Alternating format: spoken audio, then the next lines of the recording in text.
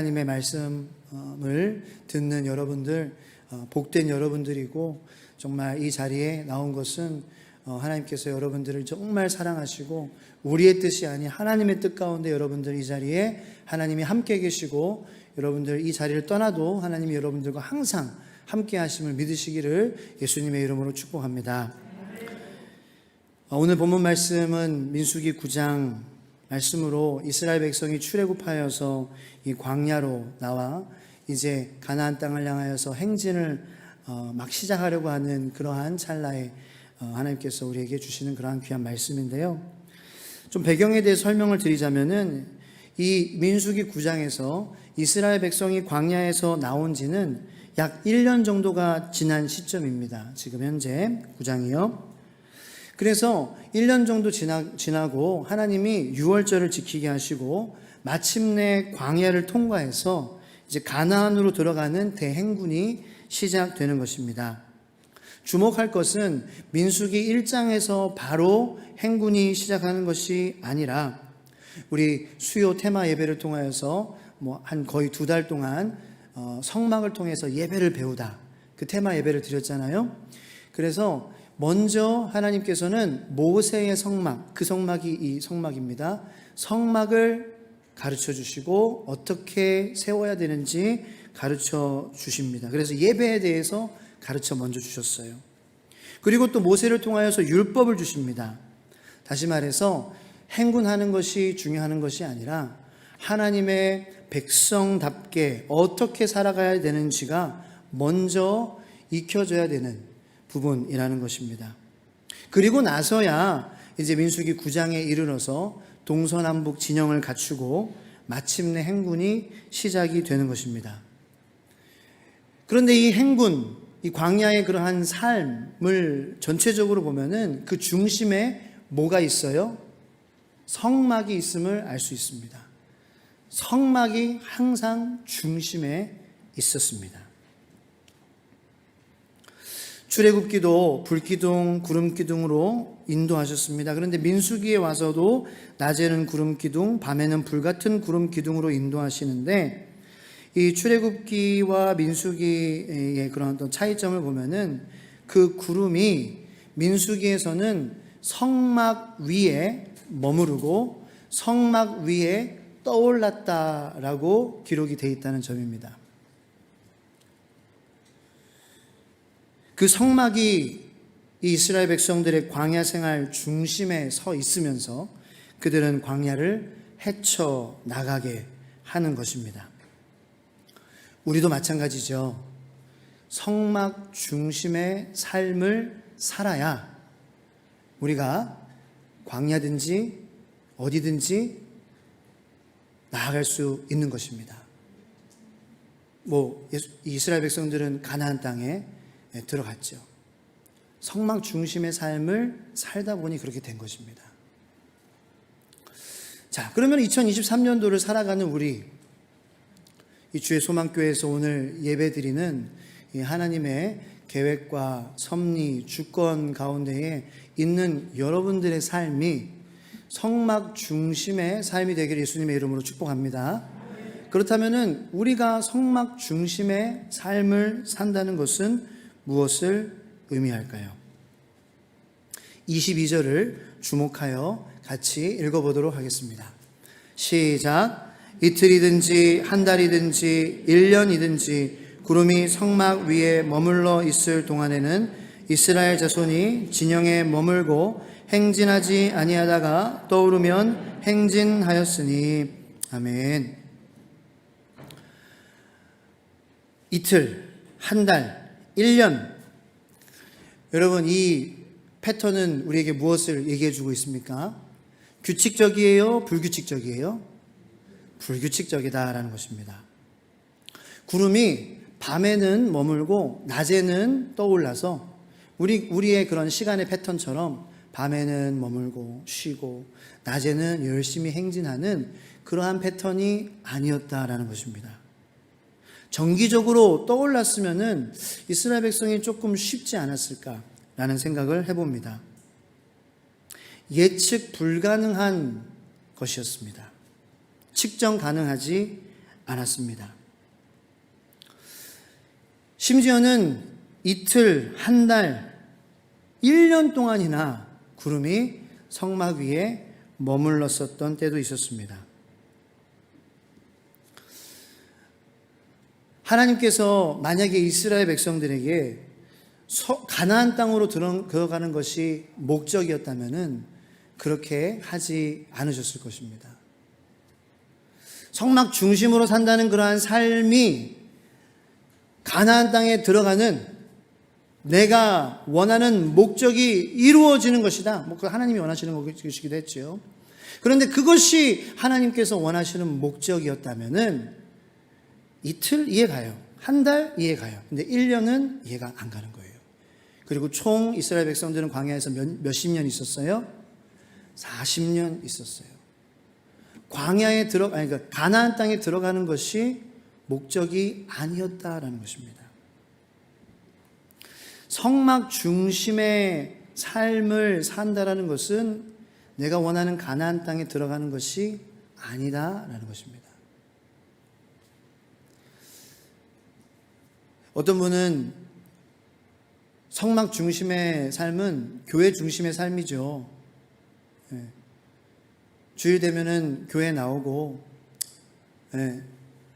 주일 성수하고, 그리고 적당히 주일 성수하고, 뭐 여건이 안 될 때는 빠질 때도 있고, 놀러 갈 때도 있고, 그리고 적당히 그렇게 하는데 어쩔 수 없이 친해지고 또 목사님이 부담스럽게 사역에 대해서 막 이렇게 얘기하고 그러면은 적당히 그냥 하나 섬겨서 잔소리 듣지 않게 그렇게 이제 하다가 적당히 그렇게 종교 생활 하다가 하는 것이 성막 중심이지 라고 생각하시는 분들이 적지 않은 것 같습니다. 저도 그러한 착각에 빠질 때가 많습니다. 교회 중심. 목사니까 그래 나에게 성막 중심이란 예배 잘 드리고 예배 집례 잘하고 설교를 통하여서 조금 감동적이고 감정적으로 호소하고 멋있게 말해서 감동 주고, 만약에 눈물 흘린다고 하고 눈물 흘리게 하고 아멘하게 하고 웃게 하고 기쁘게 하고 그거면은 내가 성막 중심의 삶을 사는 것이지, 이런 착각에 빠질 때가 제가 많다라는 거예요. 하나님께서는 여러분들과 저를 보시면서 정말 여러분들에게 원하는 것은 무엇일까요? 제가 예배를 잘 집례하는 거요? 제가 설교를 한 글자도 안 틀리고 멋있게 말하고 거룩한 척하면서 여기 서서 여러분들에게 말씀 선포합니다 막 이렇게 하는 거예요? 저는 깨달았어요. 하나님은 그것에 대해서 별로 관심이 없으십니다. 하나님은 하상길이라는 사람이 항상 하나님과 함께 살아가고 있는지가 관심이십니다. 그게 하나님의 여러분들을 향한 목적입니다.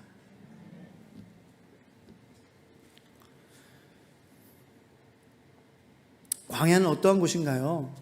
바람, 돌, 모래 언덕, 곳곳에 도사리고 있는 방울뱀들, 전혀 예측 불가능한 불확실한 것으로 가득 찬 곳입니다. 우리는 그렇게 생각하죠. 이곳은 절대 우리의 목적지가 될 수 없어. 이곳은 정거장일 뿐이지 목적지가 아니야. 우리의 목적지는 가나안 땅이야. 젖과 꿀이 흐르는. 그래서 하루빨리 벗어나고 싶어. 그러한 마음을 여러분 혹시 갖고 계신 분들 계실까요? 근데 생각해 보세요.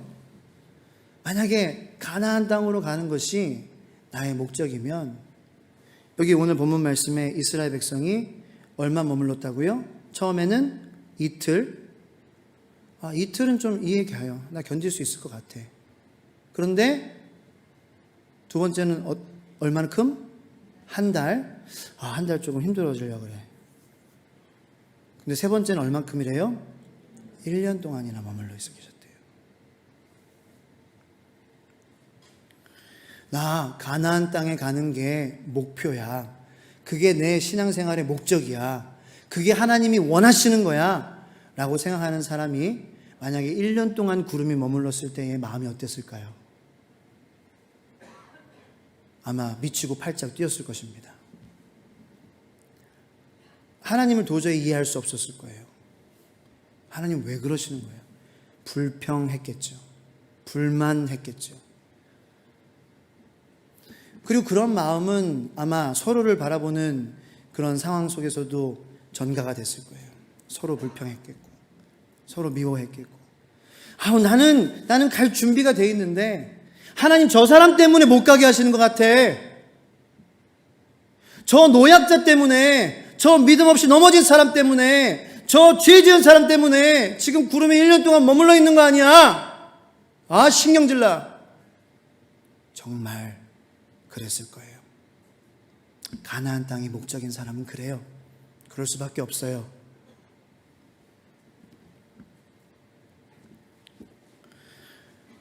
하나님께서 이스라엘 백성이 가나안 땅으로 가는 게 목적이실까요?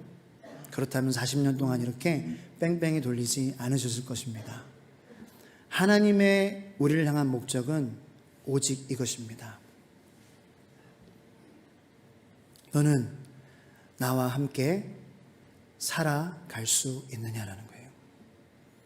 너는 나와 함께 살고 있느냐라는 것입니다. 내가 머물면 너 이틀, 한 달, 1년이라도 머물 수 있어? 이거 하나님의 여러분들을 향한, 나를 향한 목적이라는 거예요. 가나안 땅이 아닙니다. 하나님의 명령을 따라, 하나님의 말씀을 따라 살아가는 법을 배워가는 것입니다. 그게 성막 중심의 신앙생활입니다. 교회 생활이 아닙니다. 여기 이 자리에 우리의 몸이 있고 없고가 중요한 것이 아닙니다. 물론 주일성수 중요하죠. 어떻게 목사가 주일성수 안 중요하다고 얘기할 수 있겠어요. 하지만 하나님의 관심은 여러분들의 몸만 여기 있고 그래 적당히 종교적으로 내가 살면은 종교란에 기독교라고 쓰고 그래도 그리스도인이라고 얘기는 해야 될 텐데 그래 직분이라도 받자 뭐 그런 마음에 관심이 없으시다고요. 원하지 않으시는 거예요. 너 나와 매일매일 살아가고 있니? 여러분들 이스라엘 백성들이 아침에 일어나자마자 어디를 봤을까요? 아마 성막을 봤을 거예요. 그죠? 성막에 구름이 머물고 있는지 머물고 있으면 오늘도 주님 여기 계시는구나. 그러면 우리도 머무는 거죠. 그리고 주님의 구름이 떴을 때에는 이제 갈 채비를 하자. 주님 움직이시는구나. 우리도 움직이자. 여러분 이러한 사람이 하나님이 기뻐하시는 사람이 아닐까요? 그러한 차원에서 아침에 일어나서 바쁜 시간임에도 불구하고 잠깐이라도 말씀 보려고 하는, 묵상하려고 하는 여러분들의 삶이 참 귀한 삶인 줄로 믿습니다. 그 어떤 사람이에요? 이스라엘 백성처럼 일어나자마자 성막 바라보려고 하는 사람이에요. 하나님 여기 계신지, 하나님 지금 내가 있는 곳에 계신지 안 계신지 확인하는 사람이에요. 그 사람이 하나님이 기뻐하시는 영적인 사람입니다.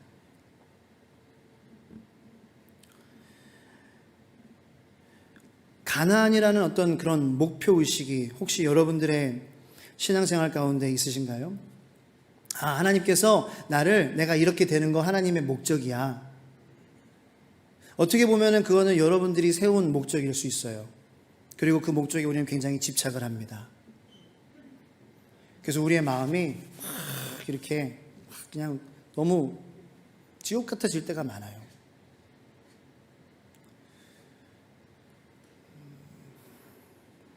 목표의식을, 여러분들이 세운 목표의식을 조금씩 내려놓는 저와 여러분들이 되기를 바랍니다. 하나님이 우리 교회가 어떤 몇 명의 교회가 되고 그런 교회가 되는 것을 원하실까요? 하나님께서는 우리 주의 소망교회가 하나님과 함께 하는 법을 배우는 교회가 되길 원하십니다.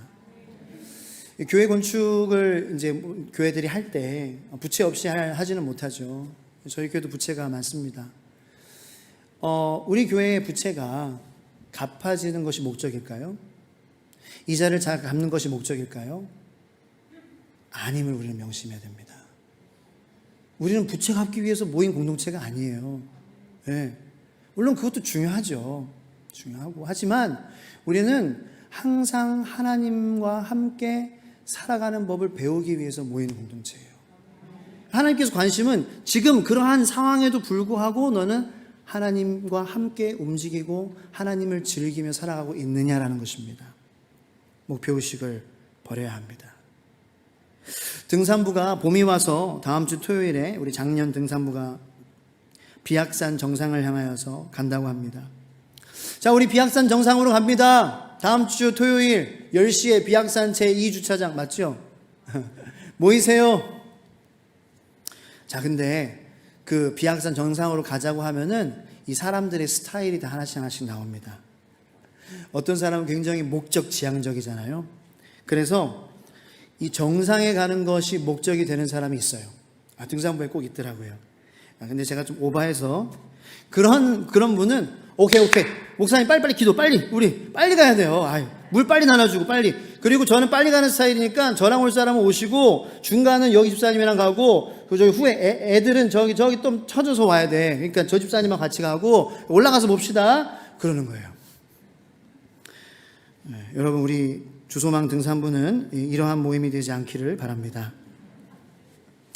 비악산 정상을 차지하는 것이 등산부의 목적일까요? 프로페셔널 등산 가라면 그렇겠죠. 근데 우리는 아니잖아요. 우리의 모든 예배나 친교 모임이나 목장 모임이나 모든 사역이나 모든 목적은 동일합니다. 하나님과 함께 교우들과 가느냐입니다. 여러분, 함께 가는 것이 주님과 그리고 지체들과 가는 것이 얼마나 중요하냐면요, 모든 것을 바꿀 수 있어요. 예를 들어서 중간에 비악산 가다가 중간에 힘들어해요, 누군가가. 그러면은 힘들어할 때에 중간에 돌아온다고 가정해봐요. 다 못 오르고. 함께 하는 게 목적이고 정상이 목적이 아니면은 괜찮아.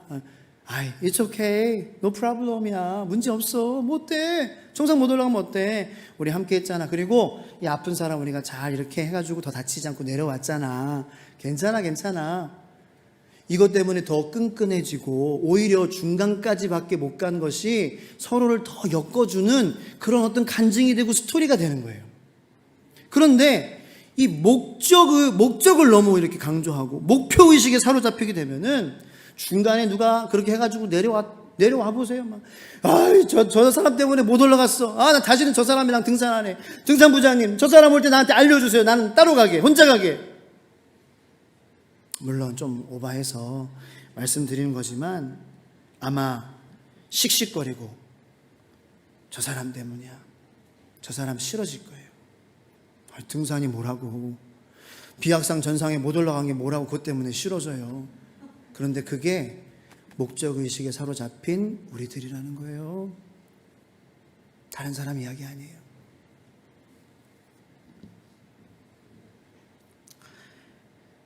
광야는 내 목적이 아니야. 가나안만 내 목적이야. 이것에 집착하고 사로잡힌 사람은 1년 아까 말씀드렸다시피 못 견디는 거예요. 과도한 목표의식에 대한 집착을 버리시기를 축복합니다. 왜 그랬을까요? 세상이 우리를 그렇게 가르쳤거든요. 대학이라는 목표, 대기업 취업이라는 목표, 산업혁명 때문에 사회에 일원을 하는, 공헌을 하는, 일자리를 가진 사람이 되어야 한다는 목표, 그것이 교회에 스물스물 기어 들어오기 시작했던 것입니다. 함께 하는 것이 목적인데, 주님과 함께 살아가는 것이 목적인데 우리는 몇 명 교회가 되겠습니다. 그걸 목표로 정하는 거예요. 물론 대평동 시민들을 향한 마음을 담아서 얼마나 살고 그 가구들이 어떠한 환경이고 그런 것들을 이렇게 우리가 조사를 하고 해서 복음을 어떻게 하면 전할 것인가, 거기에 초점을 맞추는 건 다른 얘기예요. 그런데 우리는 무조건 우리 교회는 500명 1000명, 10,000명, 20,000명. 한국교회가 왜 여전히 좋은 일을 많이 하면서도 이렇게 욕을 많이 먹습니까? 세상과 똑같이 목표의식에 사로잡혔기 때문이에요. 하나님의 여러분들을 향한 관심은 여러분들의 목적이 이루어지는 거에 없어요. 아니, 있으시죠. 있는데 이루어지건 안 이루어지건 그 상황 가운데에 너는 나와 함께 사는 법을 배우고 있느냐. 그게 하나님의 여러분들을 향한 목적이에요. 오래전에 유명한 베스트셀러죠. 릭 워렌 목사님이 쓰신 Purpose Driven Life, 목적이 이끄는 삶. 거기에 첫 번째 장에 강조하는 거, 계속해서 반복되는 게 뭐예요? 여러분들이 세운 목적이 하나님이 목적이 아니다라는 거예요.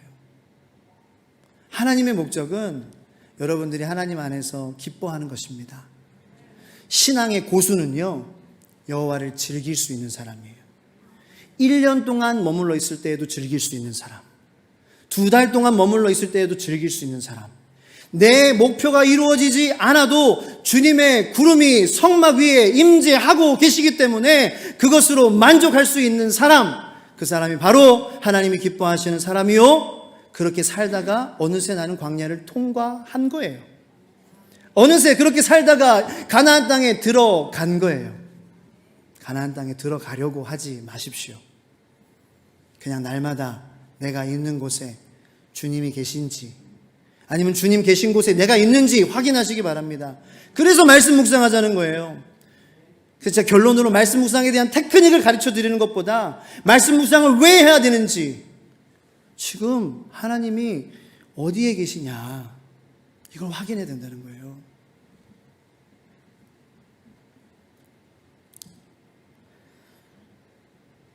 여러분, 이 진리를 빨리 인정하는 사람이 저와 여러분들 되기를 예수님의 이름으로 축복합니다. 우리 시간 기도하길 원해요.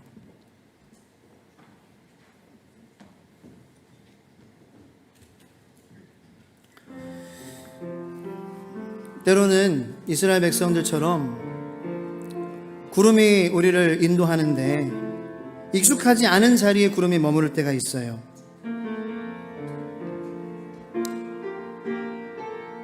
때로는 이제 구름이 머무르는 그곳에 우리가 익숙해지었을 때쯤에 또다시 구름이 뜨고 움직이실 때도 있어요.